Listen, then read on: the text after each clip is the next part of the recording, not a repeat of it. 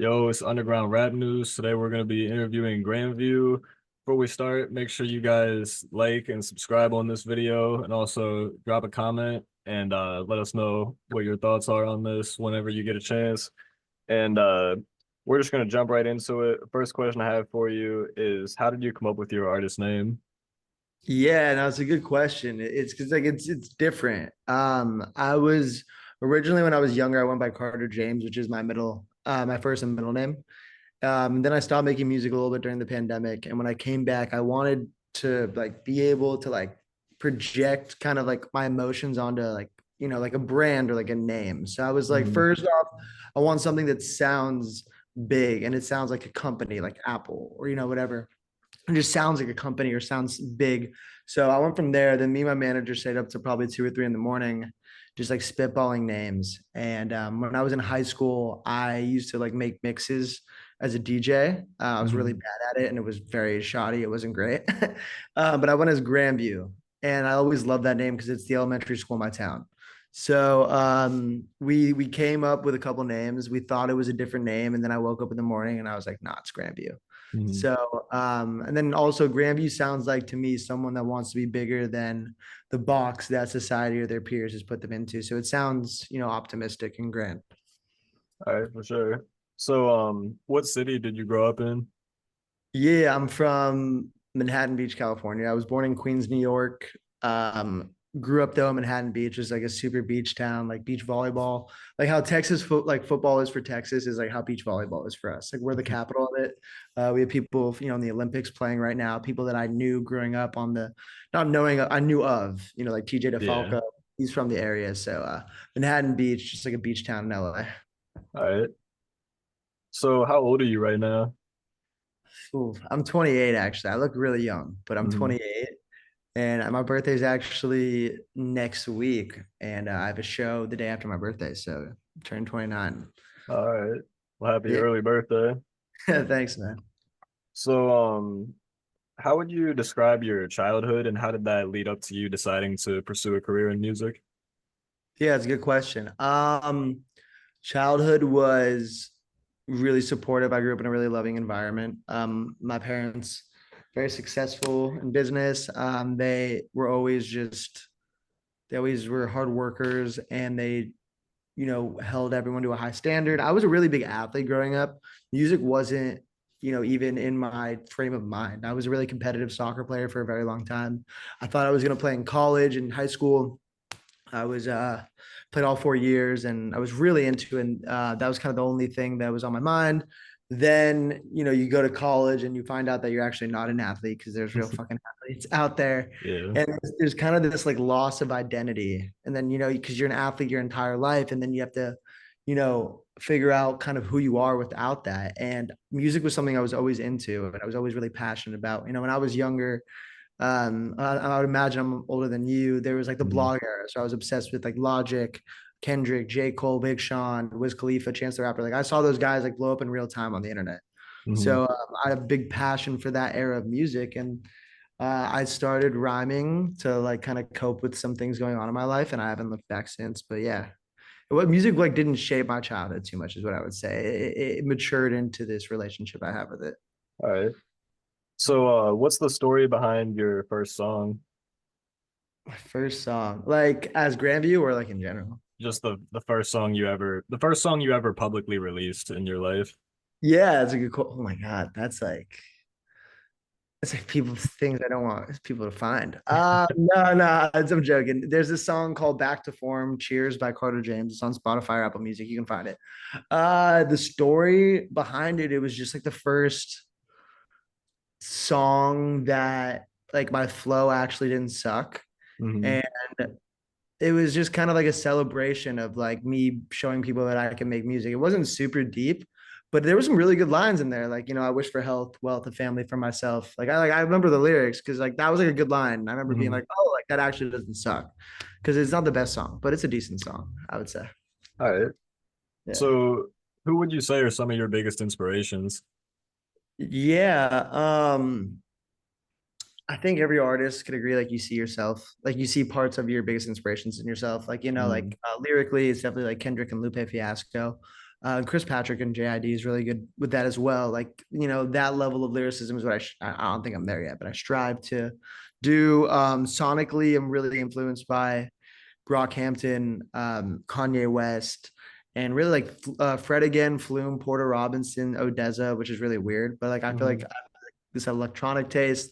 And then obviously there's Logic plays a really big influence on just who I am as like a person, as an artist. I think my voice probably sounds the most similar to his out of all those people. And I don't know, like J. Cole and Kid Cudi for the vulnerability. Like they're so honest in their music, and I try to be. So I would Yeah. say like amalgamation of all those combined. All right.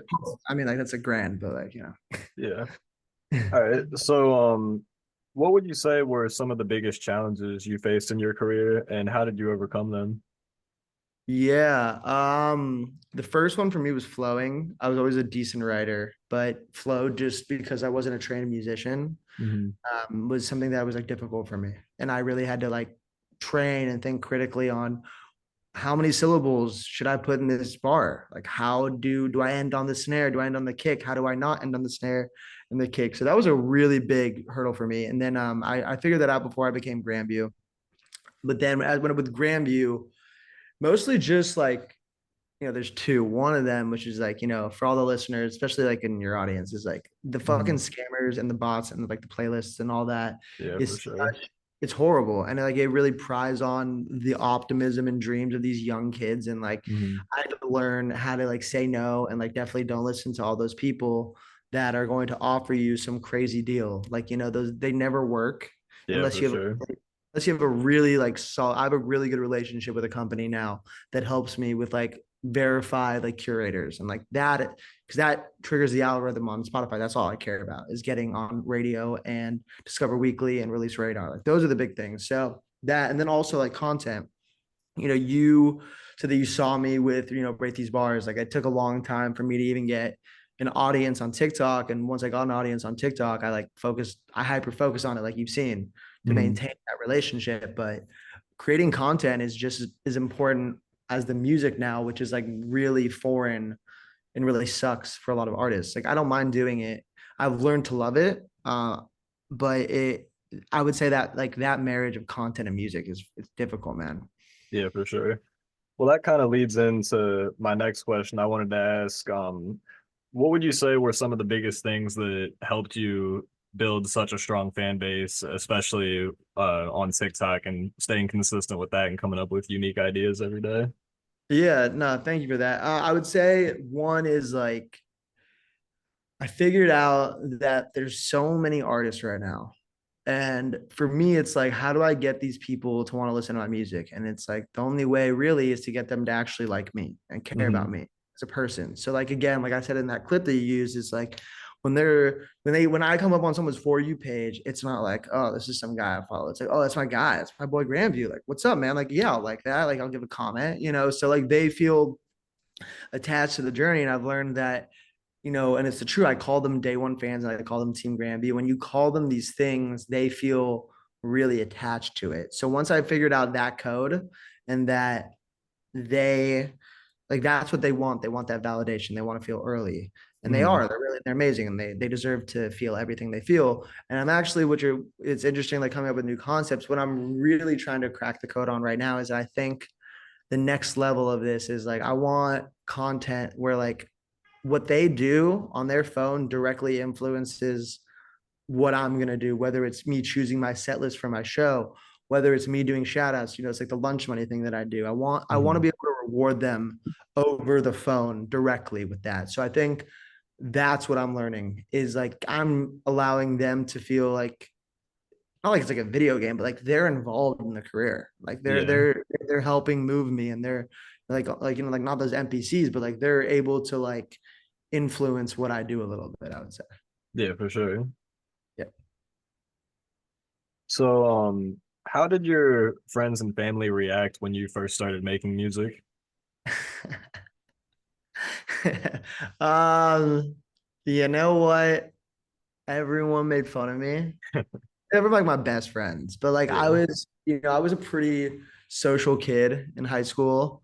When I was younger, I threw a bunch of parties and stuff. So I was like, I just knew everyone. Mhm. Um, and I thought a lot of people that were gonna fuck with me and be my friend did not. Rightfully so. Like I'm like a white kid from Manhattan Beach. Like I have perspective now. Like I get it. But back in the day, there was just like this like avalanche of just judgment and like you're never Yeah. gonna make it. And I get that. Like I get that now, and I've come to terms with that. My best friends have always been supportive. They might not understand, but they support. They still do to this day. And I have, 7 or 8 best friends from my childhood that I'm still really close with, and they fucking come to all my shows, and they're the original Team Grandview, those people. My mom and my dad have been incredibly supportive, like beyond. Like they since day one had my back and fully supported me. Just yeah. So like my family's been really good with it. Maybe my sisters are like, what the fuck a little bit. But um yeah, as you can imagine, it Yeah. was interesting in the beginning, I would say. All right. So, what would you say has been your favorite moment of your career so far? Damn. Um I gotta think for that for a second, to be honest. Yeah, you're good. Yeah, let me think. Probably. Hmm, I feel like one of the. I can give you three. I gotta give you three. I can't do one. Yeah, that's good. First one was when I toured with Swayze in 2021, and my last show was in Honolulu, Hawaii, and it was the first show that they had post COVID, and it was like fucking sold out, insane. Everyone was so hyped to see live music, and it was all my friends and I. We got an Airbnb in Honolulu. We stayed there for like the week, and Mhm. just had an incredible moment. Like that's just something I will never forget. Um, the second one that comes to mind definitely is when I sent out 100 CDs to my biggest fans, like just to like see people want we send them out for free, like they didn't have to buy them, but like just 100 people want something that I created and signed. Like that's something that's beautiful, and like I'm always gonna remember. And I'm trying to think. I feel like I had one that was really really cool recently that I was like feeling that way. Um, Probably just dropping Time Is on Our Side, making a full mixtape, and like people actually really liking it. Yeah. You put so much time into it, and then actually everyone's like, "Oh shit, this is actually good." Mhm. The reception is just almost all positive. So I would say those three, probably the moments. All right.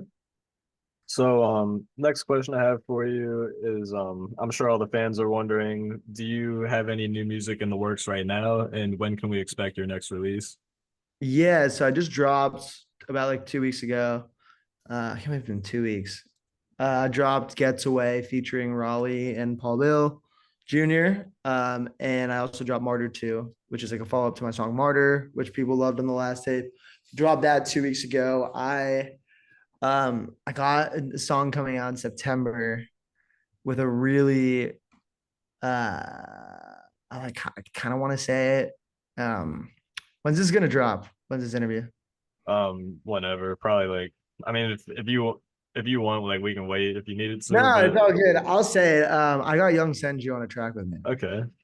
So I'm really excited about that. That's going to be one of the last singles for the project. I'll announce it here. So Young Senju and I have a record coming out in September, man, and he's really dope, and he was really into it, and I'm like super stoked because he's someone that I look up to in kind of like this space, and we're in the same kind of like like we're on the same path, like career wise, like timeline wise. He's obviously a little bigger, like definitely, but I see him as a peer, so to have him on the record is like a big honor. Yeah, for sure. All right. So, my next question for you is, what's your plan on how you're gonna continue growing and continue blowing up throughout your career? Yeah, I'm gonna drop the next number one song in the country. No, I'm joking. I would say, my team and I, we always talk about it. I think I'm really excited to launch this new content. Mhm. Like, have you seen that guy on TikTok, like Road to D1? I can't think I'll of it give you off the have top of it. my head. You're good. So basically, it's like this kid that's like just like plays basketball, and he documents his day to day training to go road to D1. So I'm gonna start road to the Grammys, and I'm just gonna document like day one. I'm gonna document what it's like to be an up and coming artist. So that I think the fans are gonna absolutely love, and it might open up wider range. I'm gonna really focus on doing in-person lunch buddies. I think those do really well. When college starts, I'm gonna start going on college campuses and doing that, and buying college kids lunch. And I think like that, staying consistent with the content and evolving so the audience doesn't get fatigued. But the number one thing is, I dropped Time Is on Our Side, and people liked it. I think if I drop Better with Time and it's even better and people like it even more, I think that's really solid. I think that sets me up. I think I need to drop three incredible projects in a row.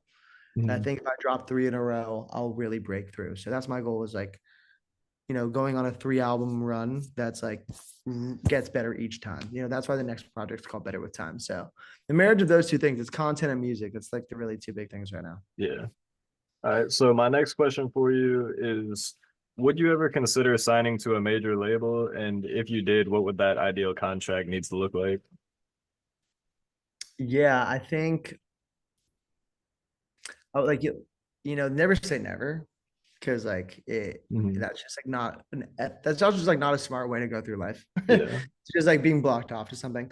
I think, you know, I would, if it was the right label, if it was like Def Jam or RCA or some of Mhm. these forward, or Warner, some of these forward thinking labels. Like, it wouldn't be like Atlanta, like anything Mhm. in my opinion that seemed to like, I don't know. I would focus on, if they gave me full creative control, like a contract like Logic got would be really great, because essentially, I'm a white rapper. Like, the only way they're really gonna notice me is if I keep building Team Grandview, where like they can't not notice me.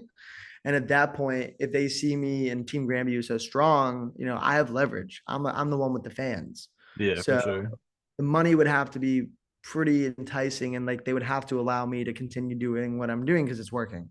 Mhm. Uh, so that's what the only reason I would also do it is because just the relationships they have with Spotify and with these festivals and just these, curators and just journalists. It's, they're all in bed with each other. Like, they're Yeah, for all sure. so connected that a lot of artists, if you don't have that, you're just not going to be offered the opportunities to get to the next level. So, but it would have to be like sound, like the language in there would have to be sound.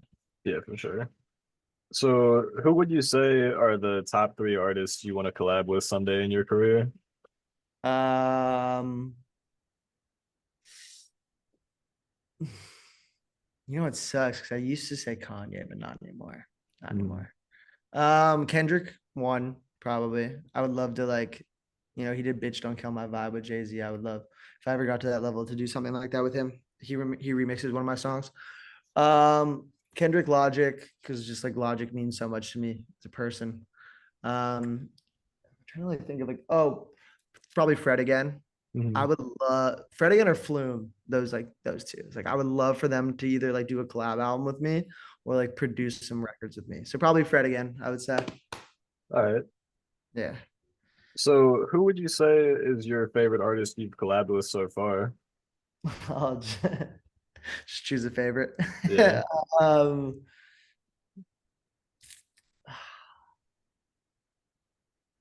I mean, it's got to be Chris Patrick. I'm such a fan of his. Mhm. I'm honestly just like like straight word to God, like massive fan of Chris. So having him on Time Is on Our Side, it was like such an honor. The Superpowers is a great song too. Like, it turned out really dope. So Chris, but also shout out Swayze. I don't know if you know Swayze. He was like really big when I was younger. Took me on tour, and he's like my big brother, and he's just a goat. I think he's like an LA legend. So Chris, but like also just like shout out Swayze. All right. So what would you say is your number one favorite song you've made so far?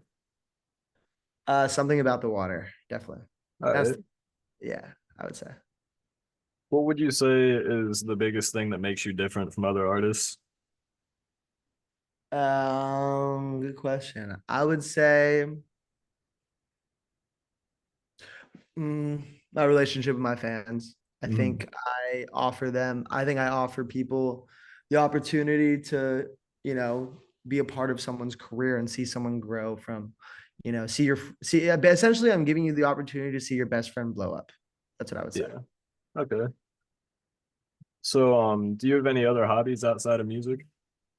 Yeah, definitely. I play soccer once a week. Still play, big athlete. Play volleyball. I'm actually on the beach in Venice. We live like right on the Strand, which is crazy. Didn't mean to flex, but it's just it's nice, but it's nice. Yeah. Um, a lot of sports. I'm a big football, basketball. I watch a lot of sports, fantasy football. Um, I don't play that much video games these days, to be honest. I just like I don't have the attention span for it anymore. So I would say I also love to cook. I'm a big cook. I love Mhm. cooking. It's creative and fun. So I would say like cooking, watching sports, playing sports, and then just golf. Really big into golf. Mhm. Love golf. So yeah, just like sports and then just being with my friends. I live with three of my best friends. We're in our 20s and it's so fucking fun. Yeah. Single, it's like it's a lot of fun right now. Yeah. All right. So, if you had to sum it up, what would you say is your average daily routine right now? Ooh, you're getting into what the series is gonna look like. Yeah, like right now, it's like I wake up, I answer emails, wake up around like 7:45, 8, usually start working around 9, like answer emails. Like where is it? I have a notebook that like I it's like my like to-do list. So like if you like open up to an even day, I have like a to-do list and like in there, like figure out everything I need to do. I then will edit the videos that I have to do for the day. Once I'm done editing, I hit the gym, come back. Then like I'll do some more housekeeping. Then I try and write. Then we have a cold plunge on our roof, which is Mhm. fucking freezing. But I do it once. I do it for like 2 minutes every day. Do that, come back down, try and like just like listen to beats and write a little bit more, and cook dinner, and then like go to bed. It's kind of like that's like my like normal routine. If it's not like a Mhm. studio or like I have a podcast to do, Yeah. that's what I would say. It's like that. All right.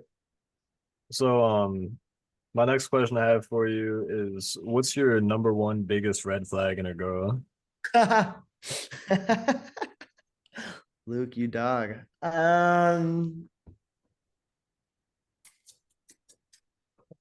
Hmm.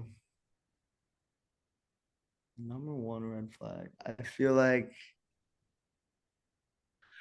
I think it's like a normal one, but like obviously, like, when you're on like a first date or something, if they're not nice to like the service staff, I feel like that's a Yeah. massive, massive red flag. Like if they're not, they don't move through life with some sort of like, manners and just like, I Mhm. don't know. Also, if they don't say thank you, they don't like appreciate Yeah. um beginning, but um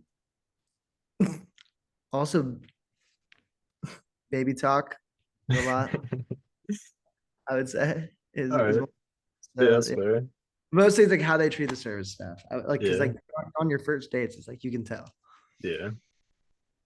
All right. So, what would you say is your all-time favorite fast food restaurant? Oh, let's go. This is good. In and out. I'm like a massive In and Out evangelist, like religious, devout follower of In and Out. I'm like from LA. And like the thing is, what happens with people is that because if they're not from LA, they have this crazy expectation of what it's supposed to be. It's not what you think it is, it's just what it is. And Mhm. the French fries are not the best, but if you get them animal style, they're amazing. So it's like you have to play the game to get the result that you want. So like I love In and Out so much. It's horrible. It's not horrible for you, but it's not good for you. Mhm. But I went down the street and it's tough not to rip it a lot. So Yeah. I would say In and Out. All right. What about you? Mine's got to be Chick-fil-A. Oh, I love Chick-fil-A too. That's a good Yeah. go-to. All right. My next question for you is, what would you say is your favorite clothing brand right now? Damn. I'm not the most, I'm not like super into clothes. I don't know. Let me think for a second. Like, what do I love? I mean, I love these Jordans that I have. I like sneakers more than I Mhm. um, like specific clothing brands. I wear my own hat. Mhm. I, yeah, I would. Oh, this is such a boring and dumb answer. But like, if I want to like look nice or something, like I like Zara. Zara's dope.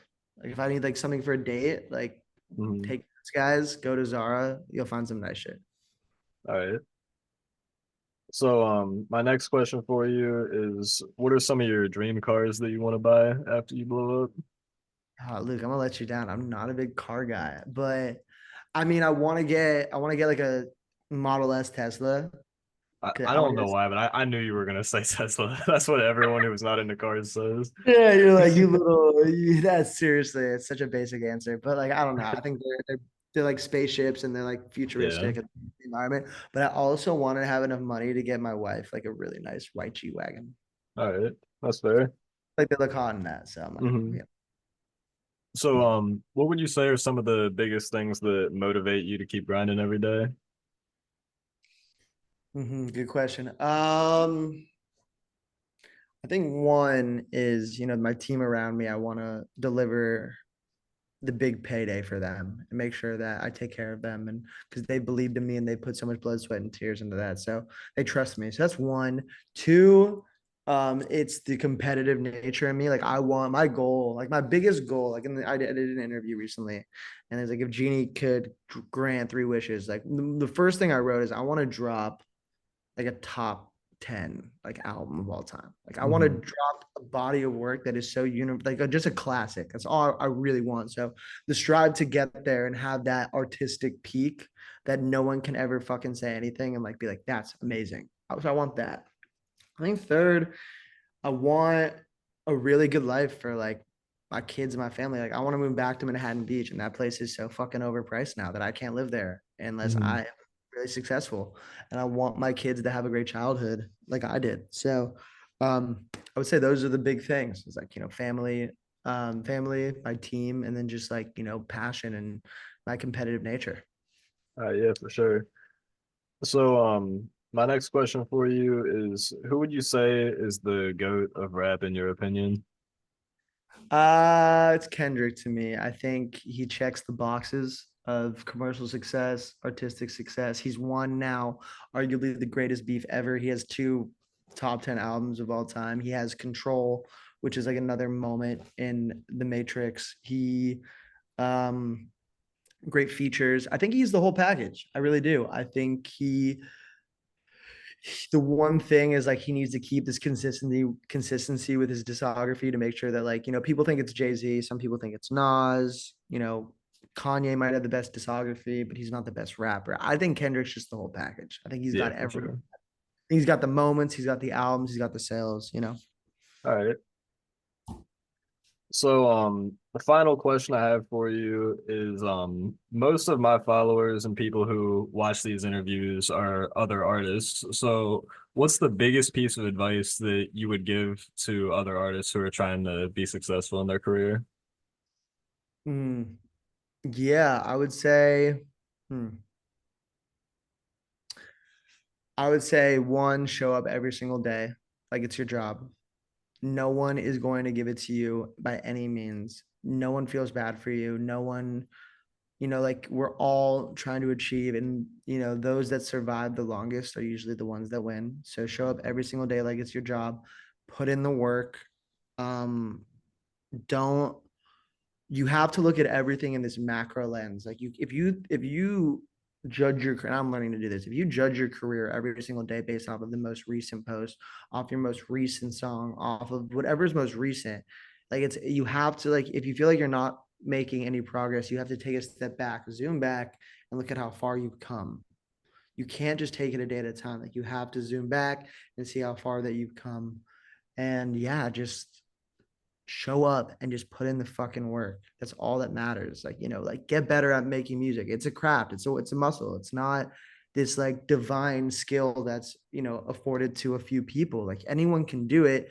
Some people might be more naturally talented, but hard work beats talent. So show up, fucking get better at your craft, survive every single no, advance your craft, and work harder than anyone else. And also treat every single person you meet with respect, because I can't tell you how many times I've a relationship that I thought was just gonna be a one-off thing because I treated them well is now like a lifelong partnership. Mhm. So I would say like those are the things. All right, yeah, for sure. All right, well, that's all we have for today. Make sure y'all go check out Grandview's music if you haven't already, and make sure you subscribe to stay tuned for future interviews. And don't forget to leave a comment and let us know what your favorite part of the interview was. All right, thanks for watching.